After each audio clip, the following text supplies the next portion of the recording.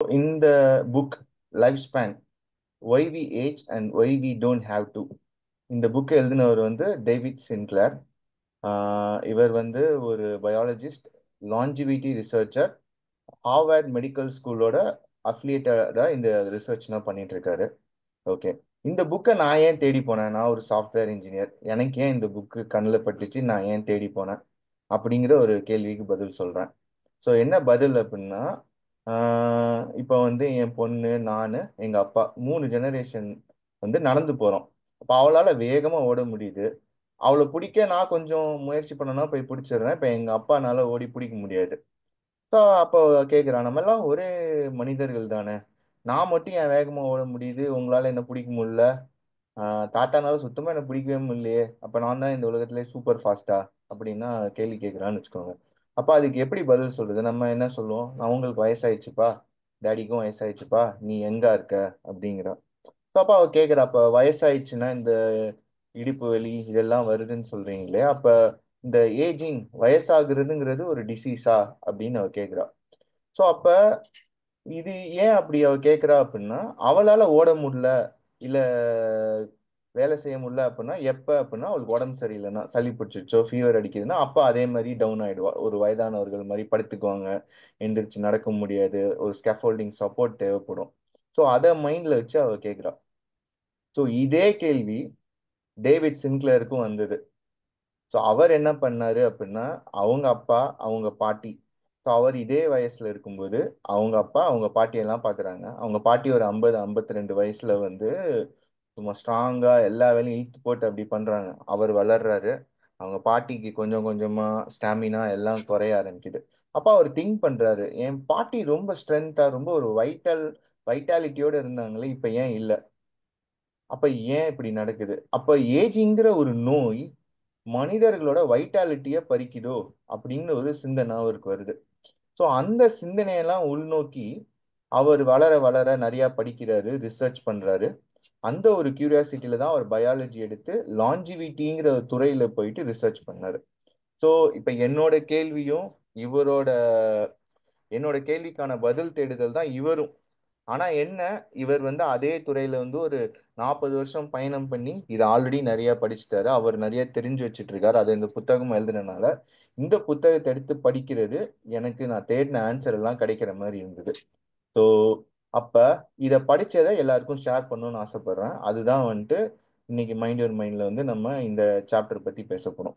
Okay, அப்ப இன்னைக்கு session 1ல இருந்து நமக்கு என்ன கிடைக்கும் அப்படின்னா, இந்த புத்தகம் பாத்தீங்கன்னா ஒரு 300 பிளஸ் பேஜஸ் உள்ள புத்தகம். ஆனா இன்னைக்கு நான் பேச போறது 5ல இருந்து 6 பேஜ் 6 பேஜ் தான். ஏன் அப்படின்னா இவர் வந்து நிறைய படிச்சிருக்காரு. சோ அப்படின்னா எப்படி படிச்சிருக்காருன்னா, இதுவரையும் ஏன் வயசாகுதுன்னு யார் யாரெல்லாம் ரிசர்ச் பண்ணியிருக்காங்களோ அதெல்லாம் படிக்கணும் ஃபர்ஸ்ட்.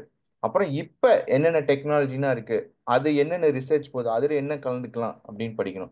இப்ப இதுல இருந்து ஃபியூச்சர்ல ஒரு தாட்ஸ், ஆர்டிஃபிஷியல் இன்டெலிஜென்ஸ் வருது, நாளைக்கு குவாண்டம் கம்ப்யூட்டிங் வரப்போகுது. ஸோ இப்போ இதுனா வரும்போது அதை அப்ளை பண்ணி இன்னும் எவ்வளோ ஃபாஸ்ட்டாக கண்டுபிடிக்க முடியும், ஃபியூச்சர் எப்படி போகும் அப்படிங்கிற ஒரு தாட்ஸ் இதெல்லாம் அவர் போட்டு இந்த புத்தகத்தை வந்து 3ஆ பிரிச்சிருக்காரு. ஸோ பார்ட் 1 இது வரைக்கும் நமக்கு என்ன தெரியும், வயசாகிறதுனா எப்படி. பார்ட் 2 இப்ப நம்ம என்ன பண்ணிட்டு இருக்கோம் வயசை குறைக்கிறதுக்கு, ஆன்டி ஆக்சிடென்ட் சாப்பிடுறோமா, என்ன சாப்பிடுறோம், எதை சொல்றாங்க, எதை சாப்பிடணும், அது வந்து பார்ட் 2. பார்ட் 3 ஃபியூச்சர்ல எப்படி இருக்கும், நான் இப்ப இதுவரையும் ரிசர்ச் பண்ணியிருக்கேன், இது உண்மையிலே ஏஜை ரிவர்ஸ் பண்ண முடியுமா அப்படின்னு பதில் அளிக்கிறாரு. ஸோ இப்போ அந்த பார்ட் 1ல 3 சாப்டர்ல ஃபர்ஸ்ட் சாப்டர்ல உள்ள 5 பக்கம் தான் இன்னைக்கு பேச போறோம். அதை பத்தி தெரிஞ்சுக்கணும் அப்படின்னா நான் வந்து ஃபர்ஸ்ட் ஜீனோம் பேசிக்ஸ் எல்லாம் எல்லாருக்கும் இன்ட்ரடியூஸ் பண்ணணும்னு ஆசைப்படுறேன். அப்புறம் 8 ரீசன் சொல்றாரு ஏன் வயசாகுதுன்னு, அதோட 4 ரீசன் இன்னைக்கு பார்ப்போம். அப்புறம் சூப்பர் ஸ்டார் ஜீன் அப்படின்னு ஒன்று சொல்றாரு, அந்த ஜீன்ல தான் இவர் ரிசர்ச் பண்றாரு, அதை பத்தியும் பார்ப்போம். ஸோ இந்த ஒரு 3 கான்செப்டை தான் இன்னைக்கு பார்க்க போறோம். ஓகேவா? ஸோ இது ஏன் இவ்வளவு சொல்றேன் அப்படின்னா, இந்த புத்தகத்தை வந்து நான் ஜனவரியே வாங்கி வச்சுட்டேன். ஆனா இப்ப பாருங்க, டிசம்பர் வருஷ கடைசியில தான் நான் பேசுறேன். அப்ப இந்த ஒரு வருஷமுமே வந்து இவர் சொல்ற ஒரு ஒரு பேராகிராஃப்க்கும் வேற ஒரு புத்தகத்தை தேடி எடுக்க வேண்டியதா இருந்தது. ஸோ அந்த ஒரு கான்செப்டை நான் ஒரு எளிமைப்படுத்தி சொல்லலாம்னு இருக்கேன் இன்னைக்கு. ஓகே, ஸோ இந்த அஜெண்டா தான் நம்ம பார்த்தோம் இன்னைக்கு. Genome basics, why we age, super star gene. So நம்ம ஸ்ட்ரெயிட்டாவே ஜீனோம் பேசிக்ஸ் போயிடலாம். ஸோ இங்க பாத்தீங்க அப்படின்னா நேசமணி இன்டர்நேஷனல் பஃபேன்னு ஒரு ஹோட்டல் இருக்கு. யார் இந்த நேசமணினா வேற யாரும் இல்ல, நம்ம கான்ட்ராக்டர் நேசமணி. அவர் கான்ட்ராக்ட் பண்ணி நிறைய காசு சம்பாரிச்சுட்டு இப்ப ரெஸ்டாரண்ட் நடத்தலாம்னு முடிவு எடுத்திருக்காரு. ஸோ எதுக்கு அப்படின்னா, அவர் வந்து அவங்களோட தாத்தா பாட்டியோட ஒரு ஏன்ஷியண்டான ஒரு ரெசிபி புக் அவருக்கு கிடைச்சிருக்கு. ஸோ அந்த புக்கில் பார்த்தீங்க அப்படின்னா, முதல் அக்கு வரை இல்லை 247 லெட்டர்னு எடுத்துக்கோமே, எல்லா வகையிலையும் உள்ள ரெசிபி எல்லாம் அந்த புக்கில் இருக்கு. இந்த புக்கு கிடைச்சிருச்சு, இதை வச்சு நம்ம டிஃப்ரெண்டாக சாப்பாடு செஞ்சு அசத்தி சம்பாதிக்கலாம் அப்படின்னு முடிவெடுக்கிறாரு. ஸோ ஒரு ரெசிபி புக்கு கிடைச்சிச்சு, அதை வச்சு ஒரு பெரிய பஃபே ரெஸ்டாரண்ட் ஓப்பன் பண்ணிட்டாரு. ஓகே. அப்ப அவரோட அந்த ரெசிபி புக்கை வச்சு அவர் என்னென்ன பண்ணலாம் அப்படிங்கிறத பார்ப்போம். ஸோ இப்ப இதுதான் அவருக்கு கிடைச்ச அந்த recipe book. A to G எல்லாம் இருக்கு இந்த ரெசிபி புக்குக்குள்ள. ஸோ இப்ப இதை பண்றதுக்கு ஒரு செஃப் வேணும். ரெசிபி புக் இருக்குல்ல, அந்த ரெசிபி எடுத்து சமைக்க செஃப் வேணும். நம்ம நேசம் பண்ணி எல்லாத்தையும் பண்ண முடியாதுல்ல.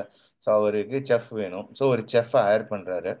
ஸோ இப்போ இந்த செஃப் என்ன பண்றாங்க அப்படின்னா, அந்த ரெசிபி புக்ல இருந்து பொங்கல் செய்யற ரெசிபி பேஜை வந்து காப்பி பண்ணிக்கிறாங்க. ஏன்னா அந்த புத்தகம் பழமை வாய்ந்ததா இருக்கு.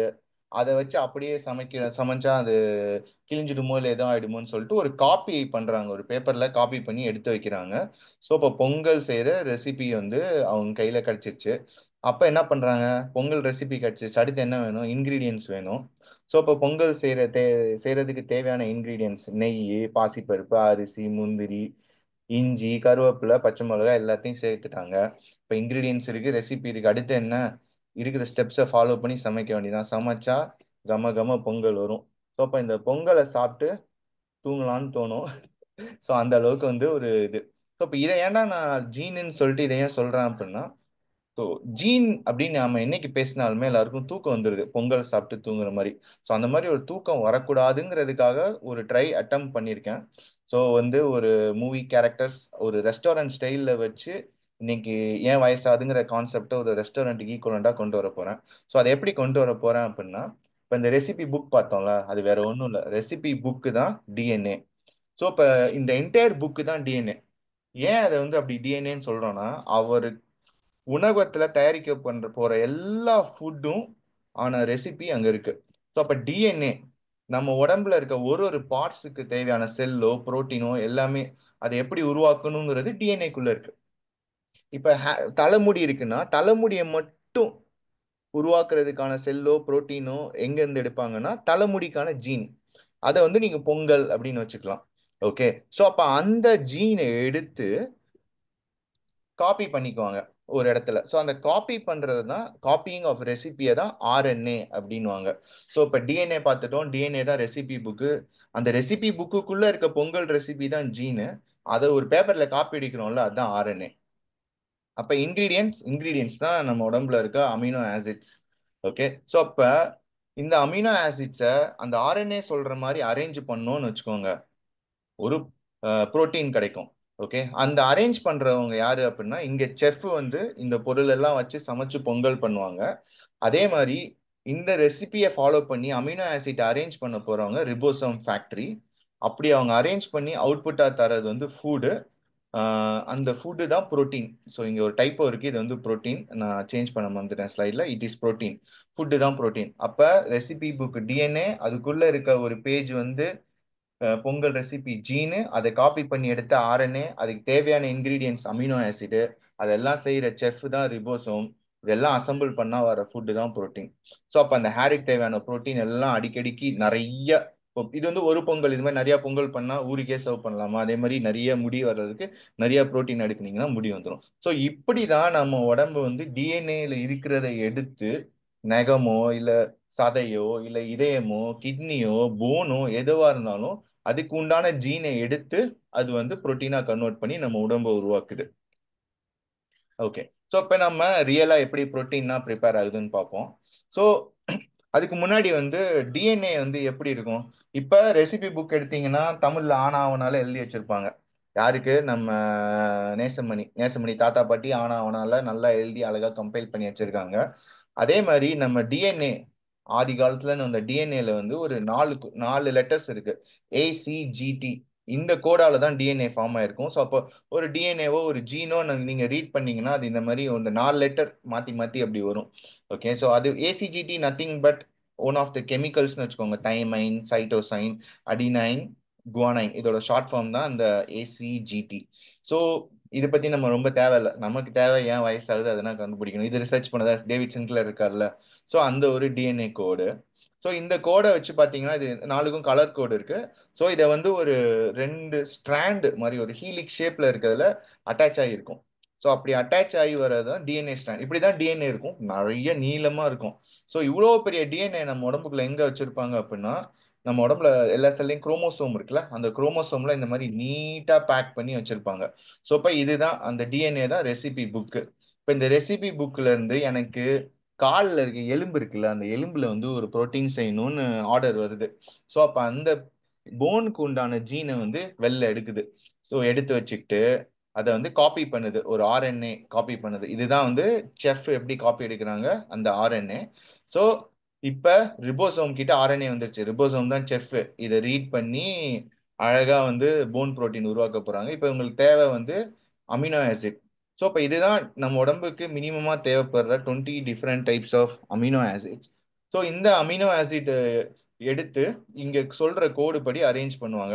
இன்ஃபேக்ட் அமினோ ஆசிட்டுக்கே கோடு இருக்கும், ACT, TCC, அது மாதிரி டிஃப்ரெண்ட் கோடு இருக்கும். ஒன்று இருக்கும். அந்த கோடு, இந்த கோடை வரதை ரீட் பண்ணி அழகா அரேஞ்ச் பண்ணுவாங்க. இப்போ ஃபர்ஸ்ட் பொங்கலுக்கு வந்து தண்ணியில ஊத்தி வேக வைக்கணும் அப்படின்னா இங்க அலனைன் அமினோ எடுத்து வைங்க. அந்த மாதிரி இது எல்லாத்தையும் நீட்டா பேக் பண்ணுச்சுன்னா இந்த மாதிரி ஒரு புரோட்டீன் வரும், கொலாஜன் புரோட்டீன். இந்த கொலாஜன் புரோட்டீனை நிறைய சேர்க்கும் போது ஸ்ட்ராங்கா நமக்கு போன் வருது.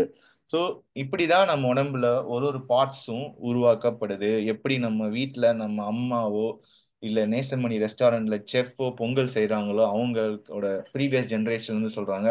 அதே மாதிரி இந்த டிஎன்ஏ வாழையடி வாழையா அப்பா அம்மா ஆன்சஸ்டர்ஸ் மூலமா நமக்கு வருது. இந்த ரிபோசோம்ஸ்னா இப்படி ஃபங்க்ஷன் ஆகுது. Okay.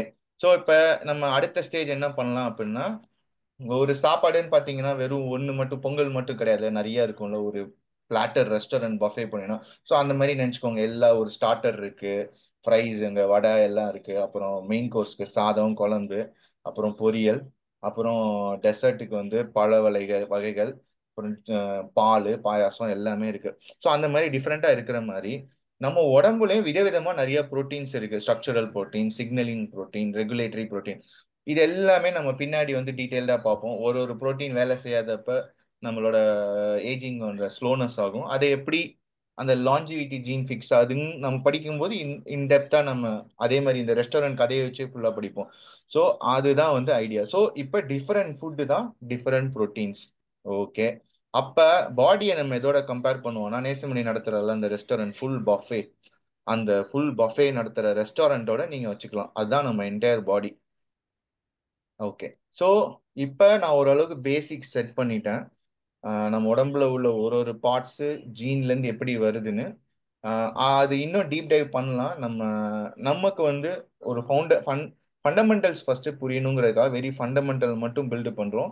In depth we can go in details இந்த அப்கமிங் செஷன்ஸ். ஸோ இப்போ ஜீனோம் பேசிக்ஸ் பண்ணிட்டோம். அடுத்த கட்டமா நமக்கு ஏன் வயசாகுது அப்படிங்கிறத பார்ப்போம்.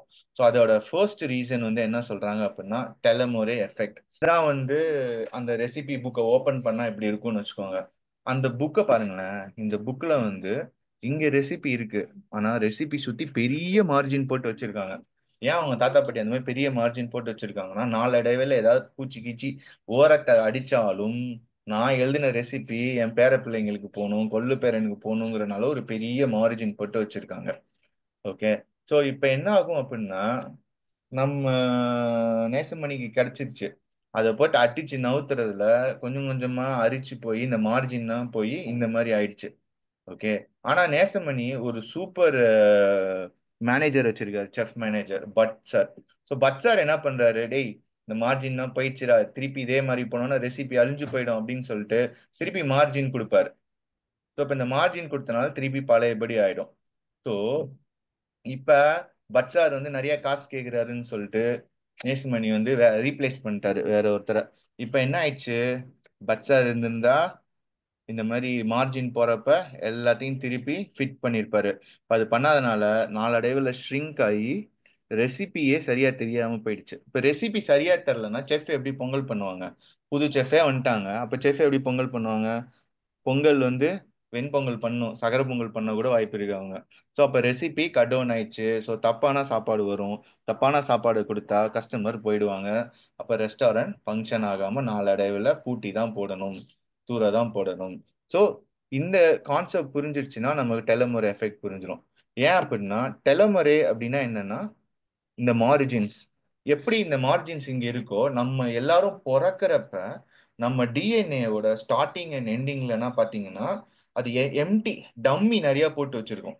ஏன் அந்த டம்மி போட்டு வைக்கும் அப்படின்னா அது அப்படியே இருக்காது. செல்லு டிவைட் ஆகி ரெப்ளிகேட் ஆகும், நம்ம செல்லு செத்து போகும், புது செல் உருவாகும். அப்ப அந்த செல்லுக்கு இந்த டிஎன்ஏ காப்பி பண்ணும்போது there is a சான்ஸ் அங்க ஸ்டார்டிங் எண்டிங்ல வந்து காப்பி பண்றப்ப மிஸ் ஆக வாய்ப்பு இருக்கு. அப்ப நம்மளோட ஒரு ஜீனோ ஏதோ மிஸ் ஆயிடுச்சுன்னா நமக்கு மால் ஃபங்க்ஷன் ஆயிடும். ஏதாவது ஒரு ஜீன் சரியா பொருட்கலாம். ஸோ இப்போ ஜீன் டிஃபெக்ட் ஆயிடும். ஸோ அந்த ஒரு பிரச்சனையை சரி பண்றதுக்காக இந்த மாதிரி முன்னாடி பின்னாடி வந்து நிறைய எம்டி டம்மி ஆட் பண்ணி வச்சிருக்கோம். இப்ப நீங்க நினைப்பீங்க அப்ப அது வந்துச்சு நம்ம எங்கா இருக்கும்போது அது காணாம போக வாய்ப்பு இருக்கா? எஸ், நம்ம எங்கா இருக்கும்போது அது காணாம போக வாய்ப்பு இருக்கு. ஆனா அந்த காணாம போனதை ரீஃபில் பண்றோட வேலை வந்து எப்படின்னா அங்க எப்படி பட் சார் மார்ஜின் போட்டாரு அவருக்கு எல்லாம் தெரியுது, அழிஞ்சு போயிடும் தெரிஞ்சு. ஸோ அதே மாதிரி இந்த டெலமரேஸ் அப்படிங்கிறது என்ன பண்ணும் அப்படின்னா இந்த மாதிரி டிஎன்ஏல வந்து கொஞ்சம் டெலமரேஸ் கம்மி ஆயிடுச்சு அப்படின்னு தெரிஞ்சிச்சுன்னா it will refill the margin. Telomerase refills the margin. இங்க என்ன ஆகும் அப்படின்னா டெலமரேஸ் அந்த டெலமரேங்கிற டம்மி கேரக்டர் முன்னாடியும் பின்னாடியும் சேர்த்து போட்டுரும். ஓகே. இப்ப இந்த டெலமரே ஃபங்க்ஷன் பண்ணாம போயிடுச்சு அப்படின்னா எப்படி பட்சாரை ரீப்ளேஸ் பண்ணி ஒரு மொக்க செஃப் வந்து இதை கண்டுக்காம விட்டு ரெசிபியை தொலைச்சானோ அதே மாதிரி டிஎன்ஏ தொலைச்சு ஏதாவது ஒரு ஜீன் இல்லாம போயிட்டு நமக்கு அந்த இடத்துல தப்பு தப்பா வர்றப்ப நம்மளுக்கு ரிங்கிள்ஸ் வரலாம், ஸ்கின் சாஃப்டா இருக்கிற மாதிரி, போன் தேய்மானம் வரலாம், கிட்னி டேமேஜ் வரலாம், என்ன வேணா வரலாம். எந்த இடத்துல வந்து நம்ம அந்த ஜீன் ஷ்ரிங்க் ஆயிருக்கோ அந்த பிரச்சனைகள் வரும். ஸோ இது one of the reason for ageing அப்படிங்கிறத 1980s ஒருத்தங்க கண்டுபிடிச்சு 2007 நோபல் பிரைஸ் வாங்கினாங்க. So this is telomere effect. So இப்போ அவங்க என்ன சொல்லியிருப்பாங்க அந்த இடத்துல அப்படின்னா நம்ம இந்த டெலமரேஸை அதிக காலம் நம்ம தக்க வச்சுக்கிட்டோம். இந்த டெலமரேஸ் என்சைம் ஜீன் இதை உருவாக்குறத தக்க வைத்து கொண்டால் மார்ஜினை ரீஃபில் பண்ணும். அப்படி ரீஃபில் பண்ணும்போது நமக்கு எப்போதுமே பொங்கல் கன்சிஸ்டண்டா எப்படி வந்துச்சோ அதே மாதிரி ஜீன் நம்மளோட செல்ஸ் எல்லாம் செல்ஸ் புரோட்டீன்ஸ் அதே மாதிரி வரும், நம்ம இளமையா இருக்கலாம் அப்படின்னு சொல்லுவாங்க. So that's the first reason telomere effect. நம்ம டிஎன்ஏவோட டம்மி கேரக்டர் ஷ்ரிங்க் ஆகி ஒரிஜினல் அடிபட்டுச்சு அப்படின்னா ஏஜிங் ஆயிடும். ஸோ இப்போ ரெண்டாவது பார்த்தீங்க அப்படின்னா மைட்டோகாண்ட்ரியல் டிஸ்ஃபங்க்ஷன். ஸோ இது என்ன அப்படின்னா ஒன்றும் இல்லைங்க. இப்போ ஒரு ரெஸ்டாரண்ட், நேசமணி ரெஸ்டாரண்ட் வந்து திடீர்னு கேக் நான் செய்யலாம்னு ஆசைப்படுறாங்க. அதில் ஒரு ரெசிபி பாட்டிமா அந்த காலத்துல வந்து அடுப்பு கறி இதை வச்சு பண்ணாங்க. இப்பதான் ஓவன் தான் வந்துருச்சுல. ஸோ அதுபடி பண்றாங்க. ஸோ இப்போ என்ன பண்றாங்க அப்படின்னா ஓவன் ஃபங்க்ஷன் ஆகுறதுக்கு நமக்கு கரண்ட் தேவையா? இப்போ அந்த கரண்ட்டை யார் ப்ரொடியூஸ் பண்ணுவாங்க அப்படின்னா நேசமணி வந்து சோலார் பேனல் வச்சு அவரே ப்ரொடியூஸ் பண்றாரு. அங்கேருந்து எலக்ட்ரிசிட்டி எடுத்துன்னு வந்து ஹோட்டல் கிரிட்டில் சொருகி அதை ஓவன் இந்த மாதிரி எங்கெங்கன்னா எலக்ட்ரிசிட்டி தேவையோ கனெக்ஷன் கொடுக்குறாங்க. ஸோ இப்போ அவங்க ரெசிபியை ஃபாலோ பண்ணி இந்த ஓவன் வந்து ஃபங்க்ஷன் ஆகி கேக் ப்ரொடியூஸ் ஆகி ப்ரோட்டீன் வந்துச்சு. ஸோ இது மாதிரி நம்ம உடம்புல ரிபோசோமோ எதுவோ எல்லாமே ஃபங்க்ஷன் ஆகணும் அப்படின்னா அதுங்க எல்லாத்துக்கும் ஒரு எனர்ஜி தேவை. அந்த எனர்ஜி யாரு கொடுப்பா அப்படின்னா மைட்டோகாண்ட்ரியா. ஸோ இந்த மைட்டோகாண்ட்ரியா வந்து எல்லா செல்லையும் இருக்கும். அதுதான் எனர்ஜி ஜெனரேட் பண்ணும். இப்ப இங்க சோலார் பேனல் சூரிய ஒளியை கன்வெர்ட் பண்ணி எனர்ஜி தருதுல. இந்த மைட்டோகாண்ட்ரியா என்ன பண்ணும், நம்ம சாப்பிட்ற சாப்பாட்டுல இருக்க குளுக்கோஸ் இருக்குல்ல அந்த குளுக்கோஸை எடுத்து எனர்ஜியா கன்வெர்ட் பண்ணி கொடுக்கும். ஸோ அதனாலதான் இப்ப என்னால கையை மூவ் பண்ண முடியுது, என் வாயை அசைச்சு பேச முடியுது, மீட்டிங்ல எல்லாம் பண்ண முடியுது. ஸோ இது எல்லாத்துக்கும் காரணம் என் மைட்டோகாண்ட்ரியா வந்து எனக்கு எனர்ஜி கொடுத்துக்கிட்டே இருக்கு. ஓகே. ஸோ இப்ப மைட்டோகாண்ட்ரியா டிஸ்ஃபங்க்ஷன் புரிஞ்சுக்கணும்னா இப்ப இந்த இடத்துல டிரான்ஸ்ஃபார்மர் ஹோட்டல் வந்து ரீசப்ளை பண்ணுது. 220 வோல்ட் தான் இங்க வேணும்னா அதை கொடுக்குது. சப்போஸ் வோல்டேஜ் ஹை ஆயிடுச்சு, கிரிட்ல இருந்து அதிக எலக்ட்ரிசிட்டி வருது, டிரான்ஸ்ஃபார்மரால மேட்ச் பண்ண முடியாது போயிடுச்சுன்னா ஹை எலக்ட்ரிசிட்டி கொடுத்தா என்ன ஆகும்? ஓவன் போயிடும். ஓவன் போயிடுச்சுன்னா கேக்கே பண்ண முடியாதுல்ல. ஸோ அப்ப அந்த மாதிரி நம்ம உடம்புல உள்ள சில செல்கள் மைட்டோகாண்ட்ரியா ஓவர்லோட் ஆச்சுன்னா காலியாக வாய்ப்பு இருக்கு. ஸோ இதுதான் வந்து டயபிட்டிஸ். நம்மளோட சுகரை வந்து கண்ட்ரோல் பண்ண முடியாம அதிக சுகர் உள்ள உள்ள இன்சுலின் வந்து சுகரை கண்ட்ரோல் பண்ணாம அதிக சுகர் போறப்ப மைட்டோகாண்ட்ரியா ஓவர்லோட் ஆகி இது ஏதாவது நம்மளோட ஆர்கன்ல உள்ள ஒன்னொன்னா அடிக்க அடிக்க அந்த பார்ட் அடிபட்டு தான் சுகர் வந்து டேஞ்சரஸ் அப்படின்னுவாங்க. சுகர்னால நம்ம சாக மாட்டோம், டயபிட்டிஸ் வந்தனால. ஆனா அது நம்ம மைட்டோகாண்ட்ரியா ஓவர்லோட் பண்ணி ஒன்னொன்னா காலி பண்ணிடும். அதே சமயம் இப்ப அந்த மைட்டோகாண்ட்ரியாக்கு குளுக்கோஸ் கம்மியாதுன்னு வச்சுக்கோங்க, லோ சுகர் ஆகுது. இங்க எலக்ட்ரிசிட்டி கம்மியா வருதுன்னா ஓவன் ஃபங்க்ஷன் ஆகாது. அப்ப கேக்கா வராது, அது தனியாவே இருக்கும். ஸோ அப்ப என்ன ஆகும், இப்ப இந்த மைட்டோகாண்ட்ரியாக்கு எனர்ஜி சுகர் போய் தேவையான அளவு குளுக்கோஸ் போகல அப்படின்னா அது ஒழுங்கா ஃபங்க்ஷன் ஆகாது. அப்ப அது ஒழுங்கா ஃபங்க்ஷன் ஆகல அப்படின்னா நம்மளோட ஜீன், ஏதாவது இப்ப ஜீனே சரி பண்ற வேலை நடந்துட்டு இருக்கு, டெலோமரேஸ் வந்து பண்ணிட்டு இருக்கு. அப்ப அந்த வேலை பண்ண முடியாம போயிடுச்சுன்னு வச்சுக்கோங்க, ஜீன் டேமேஜ் ஆயிடுமா. ஸோ அப்ப இன்டைரக்டா மைட்டோகாண்ட்ரியா டிஸ்ஃபங்க்ஷன் ஆகுது, எய்தர் ஓவர்லோட் ஆகியோ இல்ல கம்மியான சுகர் போயோ டிஸ்ஃபங்க்ஷன் ஆனால் நம்ம பாடியோட டிஎன்ஏ டேமேஜ் ஆகலாம். இன்னும் பல டேமேஜ், ஸ்ட்ரைட்டா ஆர்கன் டேமேஜ் எல்லாமே நடக்க வாய்ப்பு இருக்கு டிஎன்ஏ டேமேஜ் ஆயிடுச்சுன்னா. ஸோ இதுதான் வந்து மைட்டோகாண்ட்ரியா டிஸ்ஃபங்க்ஷன். ஓகே, மூணாவது பாத்தீங்க அப்படின்னா ஜீனோமிக் இன்ஸ்டெபிலிட்டி. ஓகே, ஸோ இப்போ நம்ம நேசமணிக்கு பார்த்தீங்க அப்படின்னா, திரும்ப ரெஸ்டாரண்ட் ஸ்டோரி வந்துட்டோம். நேசமணிக்கு பார்த்தீங்கன்னா அப்ரசன்டிஸ்னா ரொம்ப பிடிக்கும். ஏன்னா அவன் கம்மி காசுல வேலை பார்ப்பான்ல. ஸோ இப்போ இந்த செஃப்னா அதிக காசு கொடுத்து ஏன்டா வச்சுக்கோன்னு சொல்லிட்டு அப்ரசன்டிஸை ஹையர் பண்றான். அப்படி அப்ரசன்டிஸ் ஹையர் பண்ணும்போது அவன் என்ன பண்ணிட்டானுங்க, சாப்பாடை வந்து அந்த தாத்தா பாட்டி எழுதி கொடுத்த ரெசிபி புக்ல கொட்டி ரெசிபியில உள்ள சில வார்த்தைகள் காணாம போயிடுச்சு. ஸோ இப்போ அங்க இடத்துல சர்க்கரை போடணுமா வெல்லம் போடணுமா உப்பு போடணுமான்னு தெரியாதனால அந்த ரெசிபி சர்க்கரை பொங்கலா வெண்பொங்கலான்னு தெரியாம தப்பு நடக்க வாய்ப்பு இருக்கு. இது அப்படியே டிஎன்ஏ கிட்ட மாத்தினீங்க அப்படின்னா they call it point mutation. So அப்போ அந்த ஜீன் எடுக்கிறோம்ல, ஏசிடிஜி அப்படின்னு இருக்கு. ஸோ அதுல ஏதாவது ஒரு ஜீன் காணாம போக வாய்ப்பு இருக்கு. இல்ல அதை காப்பி பண்ணும்போது மியூட்டேட் ஆகி அந்த ஏசிடிஜிங்கிறது ஜிடிசிஏன்னு மாற வாய்ப்பு இருக்கு. இப்படி மாறது வந்து பாயிண்ட் மியூட்டேஷன்ஸ்னுவாங்க. இப்ப அந்த அப்ரசன்டிங்க வந்து ரெசிபி புக் வந்து சல்லி சல்லியா உடைச்சிட்டானுங்க. பொங்கல் ரெசிபியில இருக்க பாதி பேஜே கிழிஞ்சு போச்சு சண்டை போட்டு. இதுக்குதான் அப்ரசன்டிஸ்னா வச்சுக்க கூடாது, ஒழுங்கா வெங்கடேஷ் பட் மாதிரி எல்லா செஃப்பையும் வச்சிருந்துருக்கலாம்ல. ஸோ அப்போ இன்னும் சூப்பரா கண்டினியூஸா போயிருந்திருக்கலாம், இன்னும் லாங் லைஃப் வைட்டலா ரெஸ்டாரண்ட்டை ரன் பண்ணி சக்சஸ் பண்ணியிருக்கலாம். ஓகே, ஸோ இப்போ இதை எங்க கம்பேர் பண்ணலாம் அப்படின்னு பார்த்தீங்கன்னா, சில சமயம் டிஎன்ஏ உடைஞ்சு போய் அந்த பர்டிகுலர் ஜீன் பாதி காலி காமியா பாதி வந்து காணாம போக வாய்ப்பு இருக்கு. அப்படி காணாம போச்சுன்னா இருக்கிற பாதி ஜீனை வச்சு பண்ணோம் அப்படின்னா தப்பு தப்பா தான் வரும். சில சமயம் அந்த வர்றது தப்பா இருக்கிறது அதோட வேலையை செய்யாம டியூமரா கூட ஃபார்ம் ஆகணும் வாய்ப்பு இருக்கு. ஸோ இதை வந்து டபுள் ஸ்டாண்டர்ட் பிரேக்ஸ், இப்படின்னா டிஎன்ஏ டேமேஜ் ஆகலாம் அப்படிங்கிறோம். ஓகே, அடுத்து பாத்தீங்க அப்படின்னா இந்த அப்புறம் நீங்க வந்து மைதா மாவை கரைச்சு அந்த க்ளூ மாதிரி இருந்ததை ஊத்திட்டானுங்க, ரெண்டு பேப்பர் ஒட்டிக்கிச்சு, நடுவுல இருக்க ரெசிபியை நம்ம பார்க்க முடியலை, கிராஸ் லிங்க் பிராக்மெண்டேஷன், அது ஜீனே மறைஞ்சு போச்சு. இடத்துல ஒரு பர்டிகுலர் ஜீனுக்குள்ள இருக்க கோடு மட்டும் போச்சு, அது பாயிண்ட் மியூட்டேஷன். அடுத்து பேப்பரை கிழிச்சிட்டானுங்க, ஜீன்ல பாதி காணும். இந்த இடத்துல ஜீனே பார்க்க முடியல, ஒட்டிக்கிச்சு, புக் ஒட்டிக்கிச்சு. பொங்கலுக்கு அடுத்து பாயசம் பண்ணணும்னு நினைக்கிறாங்க, அந்த ரெசிபி பார்க்க முடியல, ஒட்டிக்கிச்சு. ஸோ இதுதான் வந்து இந்த மாதிரி DNA damages, point mutation, double standard breaks, crosslinks அப்படின்னு இந்த மாதிரி டேமேஜ் ஆகலாம். ஏன் இந்த மாதிரி டேமேஜ் ஆகுது அப்படின்னா, ஒன்று வந்து இன்டர்னல் ஸ்ட்ரெஸ் அப்படிங்கிறாங்க. ஸோ இப்போ இன்டர்னல் ஸ்ட்ரெஸ் அதிகமாகும் போது ரியாக்டிவ் ஆக்சிஜன்ங்கிறாங்க. இது ஒன்றும் இல்லை, நம்ம மைட்டோகாண்ட்ரியா ஓவர்லோட் ஆயிடுச்சுன்னா என்ன ஆகும், பேர்ன் ஆயிடும் கேக்கு. ஹை வோல்டேஜ் போய் பத்தி எரிஞ்சு பேர்ன் பண்ணி விட்டுரும். அந்த மாதிரி பேர்னிங் ஆகுறது வந்து ஆக்சிடேஷன் அப்படின்னுவாங்க. ஸோ ஒரு ஸ்ட்ரெஸ் உண்டாகி ஆக்சிடேஷன் ஸ்ட்ரெஸ்ல ஸ்ட்ரெயின் டைரக்டா டிஎன்ஏ டேமேஜ் பண்ணிடும். ஸோ இது ஒரு ரீசன். இன்னொன்று பார்த்தீங்கன்னா எக்ஸ்டர்னல் ஃபேக்டர்ஸ், நம்ம வெளில போறோம், ஒரு மதிய நேரத்துல போறோம், அப்ப சன்ஸ்கிரீன் போடாம அந்த யூவி ரேடியேஷன் ஸ்ட்ரைட்டா அடிக்கலாம், ஏதாவது ஹார்ம்ஃபுல் கெமிக்கல் எக்ஸ்ப்ளோசர், இது ஏதாவது பொல்யூட்டன்ஸ், இதெல்லாம் நம்ம உடம்புல படும்போதும் இந்த வகையான மூணு டிஃப்ரெண்டான டிஎன்ஏ டேமேஜ் ஆகும். ஸோ இப்போ சில்ட்ரனா இருக்கும்போது அப்பா அம்மா பார்த்து பார்த்து ஒரு சேஃபான என்விரான்மெண்ட்ல விடுவாங்க. அதை தாண்டி வெளில விட்டு எக்ஸ்ப்ளோர் பண்ணும்போது அவங்க இந்த மாதிரி டிஃப்ரெண்ட் ஃபேக்டர்ஸ், ஸ்ட்ரெஸ், இதனாலனா டிஎன்ஏ டேமேஜ் ஆகும். ஸோ இதை நம்ம அடிக்கடி யூஸ் பண்ணுவோம்ல, இப்போ ஸ்ட்ரெஸ் வந்து எவ்வளோ இம்பார்ட்டண்டா ப்ளே ஆகுது அப்படிங்கறது வந்து இந்த புக் படிக்கும்போது நான் இன்னும் மேலும் மேலும் தெரிஞ்சுக்கிட்டேன், ஸ்ட்ரெஸ் மேனேஜ்மெண்ட் எவ்வளவு முக்கியம் அப்படின்ட்டு. ஓகே, ஸோ இன்னைக்கு நான் பேச போற fourth reason why we age, epigenetic alterations. So epigenetic alteration பத்தி பேசணும்னா ஃபர்ஸ்ட் நம்ம ஒரு ரெஸ்டாரண்ட் மேனேஜரோட ஃபங்க்ஷனாலிட்டியை புரிஞ்சுக்கணும். இப்போ ஒரு ரெஸ்டாரண்ட் இருக்காருன்னா ஒரு மேனேஜர் இருப்பாரு.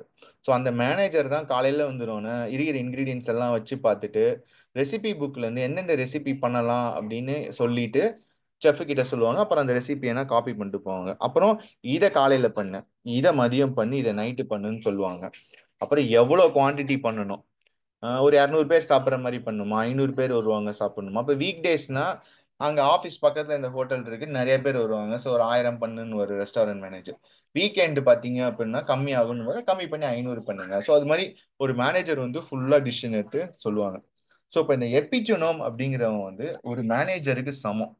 அவன் தான் இப்ப நமக்கு போன் செல்ஸ் இங்க வீக்கா இருக்கு அப்படின்னா, டேய் எட்ரா அந்த கொலாஜன் ஜீனை அப்படின்னு அவன் எடுப்பான். அவன் தான் பிக் பண்ணுவான் நம்ம உடம்புல எந்தெந்த பார்ட் வீக்கா இருக்குன்னு. நம்ம நைட்டு தூங்கும் போதோ பகல்லையோ எப்ப இம்மிடியேட்டா தேவையோ அவன் அந்த ஜீனை பிக் பண்ணுவான்.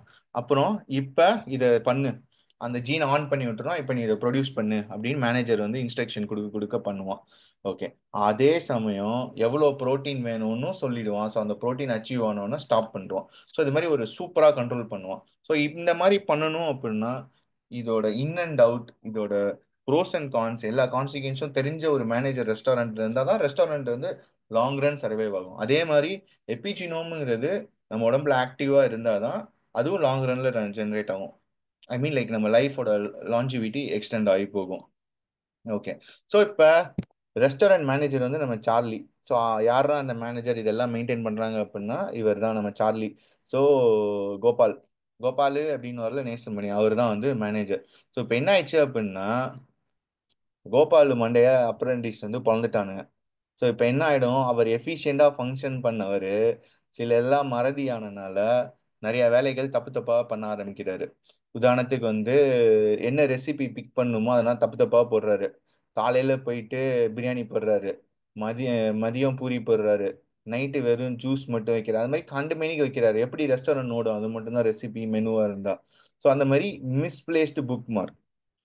ஸோ ஒரு எபிஜெனோம் வந்து சரியா ஃபங்க்ஷன் பண்ணாம போயிடுச்சு அப்படின்னா இது தப்பான ஜீனை ஆக்டிவேட் பண்ணும். ஸோ அகைன் எப்படி ஒரு மைட்டோகாண்ட்ரியால டிஎன்ஏ டேமேஜ் ஆகி ஜீன் வந்து டியூமர் உருவாக்குதோ அதே மாதிரி இன்கரெக்ட் ஜீன் ஆக்டிவேஷன் இதுவும் வந்து டியூமர் இதெல்லாம் உருவாக்க வாய்ப்பு இருக்கு. ஸோ அப்ப அந்த எபிஜினோம் வந்து ஒழுங்கா ஃபங்க்ஷன் ஆகணும். ஓகே. வேற என்னென்ன பண்ணியிருக்காரு அப்படின்னா பூட்டு அடிச்ச அடியில சில பல சீக்ரெட் ரெசிபியோட லாக் இருக்கு பாத்தீங்களா, அந்த கீயை தொலைச்சிட்டாரு, அதை ஆக்சஸ் பண்ண முடியல. அப்ப சில இம்பார்ட்டன்ட் ஜீன் சைலன்ஸ் ஆயிடுச்சு. ஸோ இப்ப கிட்னி டேமேஜ் ஆயிருக்கு, அதை ரிப்பேர் பண்ற ஜீனை சைலன்ஸ் பண்ணிட்டீங்கன்னா திருப்பி கரெக்டா ப்ரொடியூஸ் பண்ணி அதை ஃபிக்ஸ் பண்ண முடியாம போகும். ஸோ இப்படின்னா வந்து ஆர்கன் ஃபெயிலியர் நடக்கும்.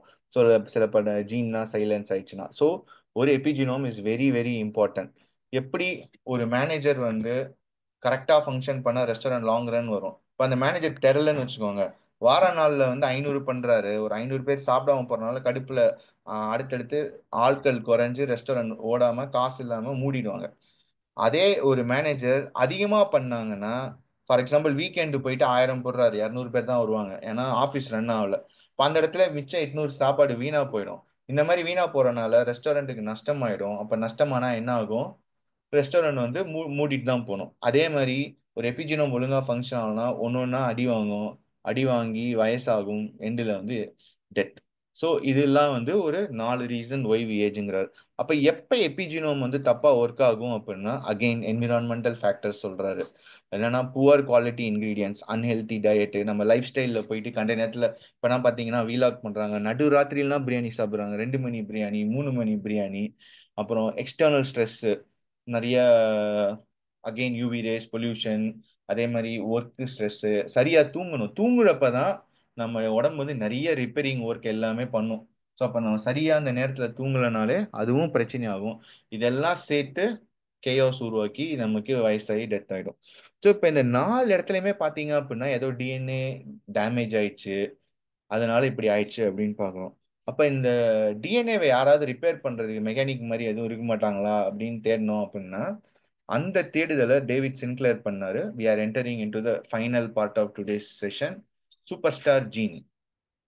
அவர் வந்து எம் சூப்பர் ஸ்டேட் அப்படின்னு அவரே பேர் கொடுத்தாரு. அது அடிக்கடி சொல்ல எனக்கு கஷ்டமா இருக்குன்னு நான் சூப்பர் ஸ்டார் ஜீன் பேரை மாத்திக்கினேன்.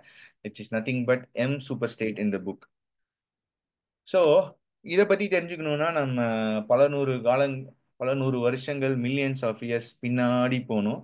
எப்ப வந்து முதல் செல் உருவாச்சு அப்படிங்கிற இடத்துக்கு போனோம். ஸோ முதல் செல் உருவாகக்கூடிய ஒரு காலகட்டம் எப்படி இருந்தது அப்படின்னா, நம்ம உலகத்துல கண்ட மேனிக்கு எரிமலை வெடிச்சிட்டு இருந்தது, ஆசிட் ரெயின் பெஞ்சிட்டு இருந்தது, ஒரே மழை, மின்னல், எலக்ட்ரிசிட்டி, அது மாதிரி கண்ட மேனிக்கு ஒரு அந்த என்விரான்மெண்ட் வந்து ப்ரிடிக்டே பண்ண முடியாது அப்படின்னுவாங்க. அந்த மாதிரி ஒரு என்விரான்மெண்ட்ல ஒரு லேக்ல தண்ணி கொதி கொதின்னு கொதிக்கும் போது ரேண்டம் 4 கெமிக்கல் காம்பனண்ட் எல்லாம் ஒன்னாகி ஒரு டிஎன்ஏ ஃபார்ம் ஆகி அங்க இருந்து தான் உயிரினம் தோன்றியதா சொல்லுவாங்க. இப்போதைக்கு இதுதான் வந்து theory in science side. Okay. So அப்படி உருவாகிற ஒரு டிஎன்ஏ வந்து இங்க வந்து பிரைமார்டியல் செல் அப்படிங்கிறாரு. ஸோ அப்ப இந்த டிஎன்ஏ வந்து என்ன பண்ணும் அப்படின்னா டிவைட் ஆகி ரீப்ரொடியூஸ் ஆகும். ஏன்னா சிங்கிள் செல் ஆர்கானிசம் டிவைட் ஆகி ரீப்ரொடியூஸ் பண்ணிட்டே போயினே இருக்கும்.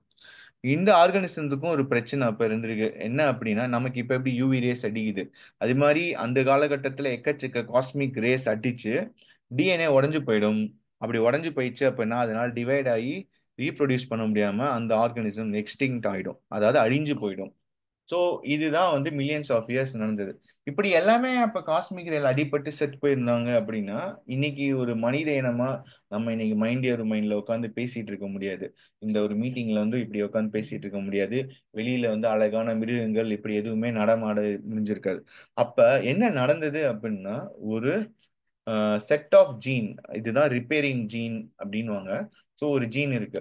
ஸோ இந்த ஜீன் என்ன பண்ணும் அப்படின்னா அந்த ஜீன் எப்படி இருந்தது ஆரம்ப கட்டத்துல அப்படின்னு நம்ம தெரிஞ்சுக்குவோம். ஸோ இப்போ ரெண்டு ஜீன் சொல்றாங்க, caretaker gene, silencer gene, primordial gene. So caretaker ஜீனை வந்து ஜீன் ஏன்னு வச்சுக்குவோம், சைலன்சர் ஜீனை வந்து பின்னு வச்சுக்கிறோம். ஸோ இப்போ ஜீன் ஏ வந்து அதோட வேலை எப்போதுமே என்ன அப்படின்னா செல்லை டிவைட் பண்ணி ரீப்ரொடியூஸ் பண்ணிட்டே போயிட்டே இருக்கணும். இப்போ என்விரான்மெண்ட் வந்து டஃப்பா இருக்கு அப்படின்னா அது ரீப்ரொடக்ஷனை ஸ்டாப் பண்ணிட்டு ஒரு மாதிரி ஐ ஸ்டேஜ், ஒரு ஹோமியோஸ்டேசிஸ் ஸ்டேஜ்ல போய் ஒளிஞ்சுக்கும். அப்புறம் எப்போ என்விரான்மெண்ட் நல்லா இருக்கோ அப்போ ஸ்டார்ட் ஆயிடும். ஸோ இப்போ என்விரான்மெண்ட் நல்லா தான் இருக்கு அப்படின்னா எதுவும் பண்ணாம கண்டினியூஸா ரீப்ரொடியூஸ் பண்ணின்னு இருக்கும்.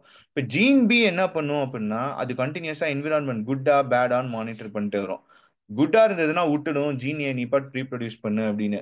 அப்படி பேடா இருந்ததுன்னா ஜீன் ஏவை சைலன்ஸ் பண்ணிட்டு. ஸோ இது ரெண்டும் நல்லா பண்ணிட்டு இருந்ததுங்க, காப்பாத்திட்டு இருந்தது. ஆனா காஸ்மிக் ரேஸ் வந்து என்ன பண்ணிடுது, ஜீன் ஏவை அடிச்சிருச்சு. ஸோ அப்போ ரீப்ரொடக்ஷன் நடக்காம எக்ஸ்டிங்ட் ஆயிடுச்சு. ஸோ இப்போ வந்து ஒரு ஃபர்ஸ்ட் எவல்யூஷன் நடக்குது. என்ன நடந்தது அப்படின்னா ஜீன் பி வந்து ஒரு புது ரோல் எடுக்குது. இந்த புது ரோல் எடுத்து வந்த காம்பினேஷன் ஆஃப் ஜீனை வந்து super star gene M super station. So இப்போ இந்த இடத்துல ஜீன் ஏவை வந்து ஈவுன்னு சொல்றாரு author, gene B Adam. So Adam and Eve, அவர் வந்து ஒரு கிறிஸ்டியன்கிறனால ஆடம் அண்ட் ஈவுக்கு இதை ஒரு ஈக்குவேட் பண்ணி பேசுறாரு.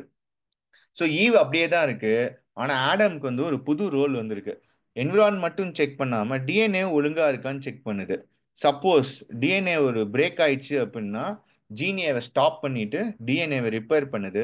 ரிப்பேர் பண்ணோன்னா திருப்பி ஜீனிஏவை ஸ்டார்ட் பண்ணி விட்டுரும். ஸோ ரீப்ரொடக்ஷன் சர்வைவல் கண்டினியூஸா நடந்துட்டு இருக்கு. அதே மாதிரி நார்மல் ஃபங்க்ஷன் கண்டினியூ பண்ணும். சப்போஸ் டிஎன்ஏ எதுவும் பிரேக் ஆகல நல்லா இருக்குன்னா நார்மலா எப்படியே ஃபங்க்ஷன் ஆகும்.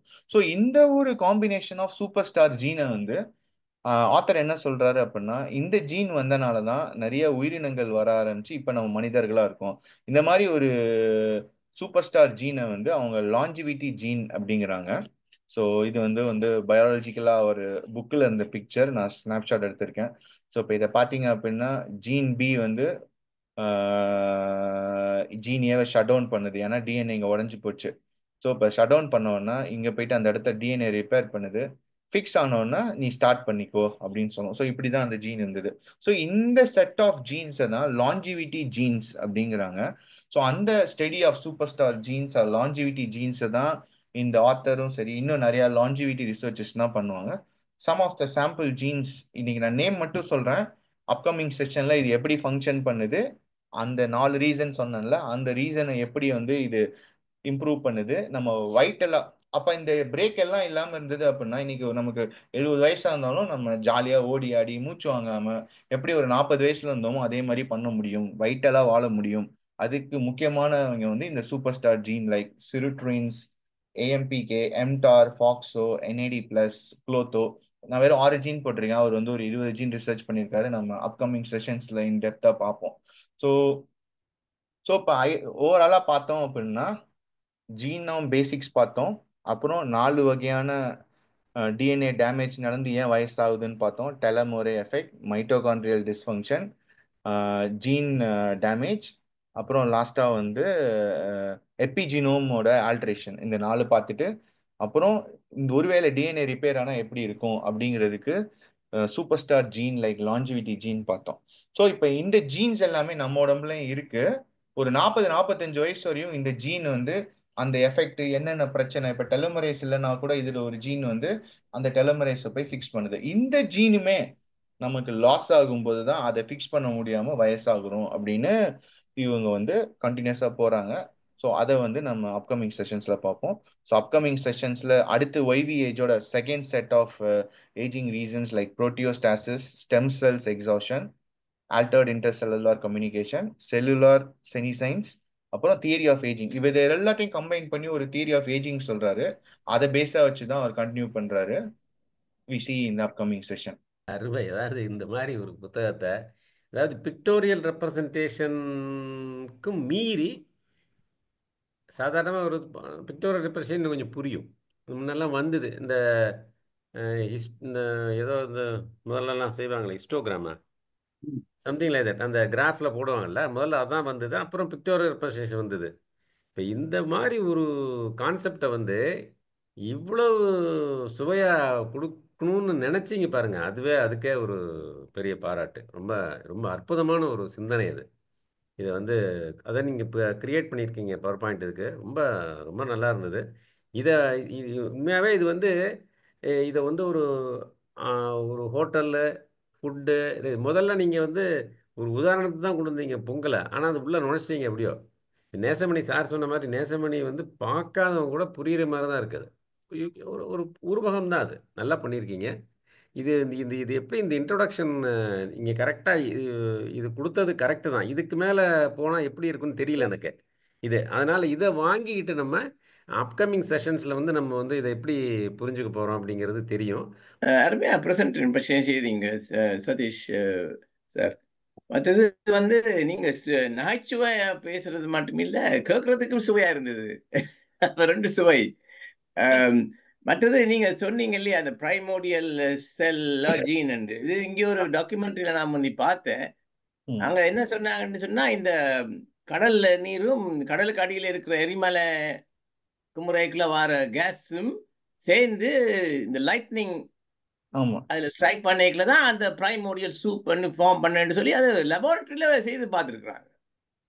அந்த கடல் தண்ணியை எடுத்து இந்த எரிமலையில் இருக்கிற கேஸையும் போட்டு எலக்ட்ரிக் ஸ்பார்க்க போட்டோன்னா ஒரு சூப் மாதிரி வருதான்.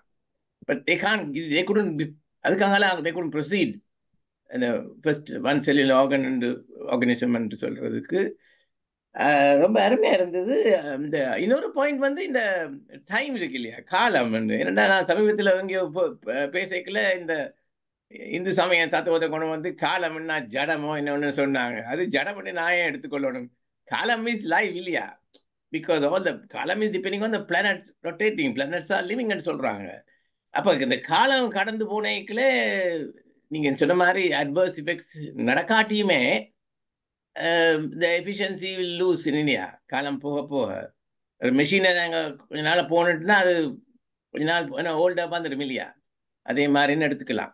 But very nice. அதோட நீங்க இப்படி பிரிச்சு சொல்றது ரொம்ப நல்லா இருந்தது பண்ணீங்க சதீஷ். ஆக்சுவலா 240 பக்கத்துல 6 பக்கத்துக்கு இன்னைக்கு இந்த அளவுக்கு வந்து ஒரு கருத்துக்கள் இந்த புத்தகத்தை பத்தி அழகா வந்து உண்மையிலேயே இங்க இருக்கிறவங்க எல்லாருமே அந்த ஏஜ் உங்களை தவிர நாங்கெல்லாம் அந்த வயது முதிர்ந்தவர்களா இருக்கிறதுனால இந்த இதை வந்து மிகவும் பொருத்தமாக இருந்ததோ அப்படின்னு நினைக்கிறேன். Very interesting also. நான் நேசமணி படம் எல்லாம் பார்க்கல, ஆனா அவரு நாராயணமூர்த்தி சார் சொன்ன மாதிரி அந்த உதாரணமானது அந்த ரெசிபி புக்னா அது எப்படி வந்து அவுட்லைன் அதுக்கு பெரிய பார்டர் இருந்தது, ஒரு ஸ்டேஜுக்கு மேல அந்த பார்டர் போச்சுது, அப்புறம் புஸ்தகம் கிழிஞ்சது, புஸ்தகம் ஒட்டிக்கிருச்சு. இதெல்லாம் வந்து அத ஜீனோட ஒப்பிட்டு சொல்லும் பொழுது இதையெல்லாம் வந்து நம்முடைய உடம்பு சில சமயம் தானாகவே சரி செய்து கொள்ளும். அல்டிமேட்டா ஓவராலா பாக்குற போது நீங்க 2 சொல்யூஷனும் கொடுத்தீங்க. அவர் வினேஷ் கேட்டாங்க இல்லையா, அவங்களுக்கு சிம்பிளான ஆன்சர், டென்ஷனை சமாளியுங்கள், ஸ்ட்ரெஸ் இல்லாம பாத்துக்கோங்க.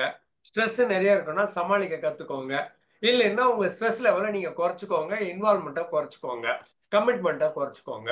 ஒண்ணு நம்ம லெவலுக்கு, நம்ம ஸ்ட்ரெஸ் லெவலுக்கு நம்ம கூடணும், இல்லைன்னா நம்ம ஸ்ட்ரெஸ் லெவலை நம்ம குறைச்சிக்கணும். இதுக்கு மேல பொறுப்பு வேணும், போயா நோ சொல்ல தெரியணும் அப்படிங்கிறது. நேத்து கூட வசந்தி ராமன் சொன்னாங்க அழகா, at this point of time in my life I am more important அப்படின்னாங்க. இத்தனை நாள் நாங்க 70 வருஷம் ஓட்டியாச்சு, எல்லாத்துக்குமா ஓட்டியாச்சு, இவங்களுக்கு இது வேணும், அவங்களுக்கு அது வேணும், அதை பண்ண இதை பண்ணணும்னு. இப்ப என்ன பண்ண, நான் தான் இம்பார்ட்டன்ட், எனக்கு எது வேணுமோ அதுதான் வேணும், அதுதான் பண்றேன் அப்படின்னு சொன்னீங்கனாலே டென்ஷன் மேனேஜ் ஆகும். அது ஒரு ஏரியா சொன்னாங்க. சதீஷ் சொன்னதுல முக்கியமான பாயிண்ட். இன்னொரு முக்கியமான பாயிண்ட், ஸ்லீப் வெல். நல்லா தூங்குனீங்கன்னா நிறைய உங்க உடம்பு தன்னைத்தானே புதுப்பித்துக் கொள்ளும், ரிப்பேர் பண்ணிக்கும். அது எங்கெங்க டேமேஜ்னு கண்டுபிடிச்சி அந்தந்த இடத்துல எங்க பெயிண்டிங் பண்ணணும், ஒயிட் வாஷிங் பண்ணணும், டிங்கரிங் பண்ணணும் அப்படிங்கறதெல்லாம் பட்டி பார்த்து சரி பண்ணி அது பளபளன்னு நாளைக்கு கலர்ஃபுல்லா ஆக்கிறோம். நம்ம இதை பண்ணாம ஓட்டோம்னா அது பாழடைஞ்ச பங்களா மாதிரி ஆயிரும். அதனால சதீஷ் கொடுத்த 2 முக்கியமான பாயிண்ட், சிம்பிளான பாயிண்ட் என்னன்னு கேட்டீங்கன்னா, டென்ஷனை சமாளிங்கிறது ஒண்ணு, நல்லா தூங்குங்கிறது இன்னொன்னு. இப்ப ரீசெண்டா நோபல் பிரைஸ் வாங்கினாங்க இல்லைங்களா 2 பேரு காம்பினேஷன் வச்சு. ஒன்னு வந்து ஆர்டிபிஷியல் இன்டெலிஜென்ஸ் வச்ச அந்த கூகுள் இது பண்ணாரு, இன்னொரு சயின்டிஸ்ட். அப்புறம் என்னன்னா, ஆமா, இவங்க கண்டுபிடிச்சது என்ன அப்படின்னம்னா, நீ சொன்ன டிஎன்ஏல வந்து புரோட்டீன் வந்து யாருக்கு இந்த ஆர்டர் எப்படி வருது ரொம்ப ரொம்ப கஷ்டம், ரொம்ப 30% தான் அக்யூரஸா சொல்லிட்டு இருந்தாங்க. அதுக்கப்புறமேல கொஞ்சம் ஒரு 30-40 இன்னொரு 10% அதிகமாச்சு. ஆனா இந்த ஆர்டிபிஷியல் வந்ததுக்கு அப்புறம் மேல என்னாச்சுன்னா, அந்த ப்ரோக்ராம் பண்ணதுக்கு மேல they can able to pinpoint more than 80%. அதாவது ஒரு டிஎன்ஏல வந்து அமினோ ஆசிட்ஸ் எங்கெங்க போலாம், சப்போஸ் புது டிஎன்ஏ கொண்டாடணும் அப்படின்னம்னாலும் எங்கெங்க போடலாம் அப்படின்லாம் கண்டுபிடிச்சிருக்காங்க. ஸோ இப்ப இதுல இருந்து பேசிக் என்ன தெரியுது அப்படின்னம்னா, amino acid plays a major role in our body. ஏன்னா டிஎன்ஏல வந்து மேஜர் காம்பனன்ட் வந்து அமினோ ஆசிட்ஸ் தான். அதுதான் வந்து நீங்க சொன்ன மாதிரி ஸ்பைரல் லிங்க்ல இருக்கும், 3 இருக்கும் ஆக்சுவலி, ஹெலிக்ஸ் இருக்கும், அந்த நடுவில் இருக்கிறது ஹைட்ரஜன் பாண்ட் மேல அல்ல லிங்க் ஆகி இருக்கும். அது that gives you more stability for DNA. Okay, இப்ப அந்த amino acid formation plus DNA formation எப்படி ரிலேட் ஆகுது வித் டைம்ங்கிறதுக்கு வந்து டிபெண்ட்ஸ் அப்பான் மெனி ஃபேக்டர்ஸ் இருக்குது. ஒரு ஃபர்ஸ்ட் ஃபேக்டர் நீங்க சொன்ன mitochondria is plays a major role. ஏன்னா mitochondria is called power house. எப்படி ஜெனரேட்டர் சொல்றோம் இல்லையா, அது that is called power house. Any time the generator fails when supply is cut off, அது மாதிரி எனி டைம் த mitochondria இன்னும் டைஸ்ஃபங்க்ஷன் ஆச்சோ அது மால் ஃபங்க்ஷன் ஆச்சோ, supply cut off to all other organs, அது நின்று போயிருது. அந்த மைட்டோகாண்ட்ரியா பவர்ஸ் கொடுக்கறதுக்கு காரணம் என்னன்னா, நம்ம சாப்பிட்ற carbohydrate, that is starch or glucose as the case may be. அந்த level of amount that goes into our body, that is the one deciding the energy level of the mitochondria.